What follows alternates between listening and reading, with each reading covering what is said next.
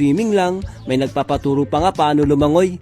Doon din namin nakita kung gaano kasaya si Pinya.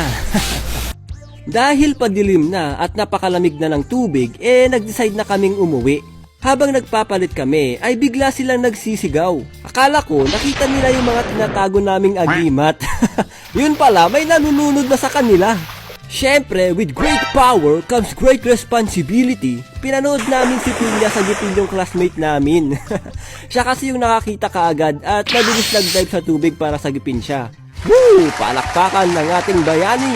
Kaya lagi ko sinasabi guys, huwag pupunta sa ilog na mag-isa, okay? Ang kagandahan din kapag may kasama ka, may kasama kang mapapagalitan.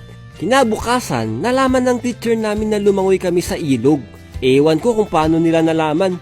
Dumating yung magulang ng isa naming classmate at sinabihan yung teacher na wag na daw ipalapit sa amin yung anak nila dahil masisira daw yung pag-aaral niya.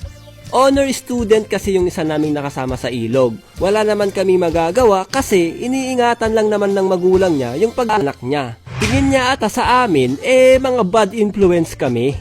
Totoo ba? Mga bad influence ba tayo mga men? Hindi ko alam men. Basta ang alam ko, wala tayong tinatapakang tao. Ano mga men? Makakatalon ba tayo? Kaya mga men, Dalihan mo, Pinya. Masakit na likod ko. makakatalon tayo.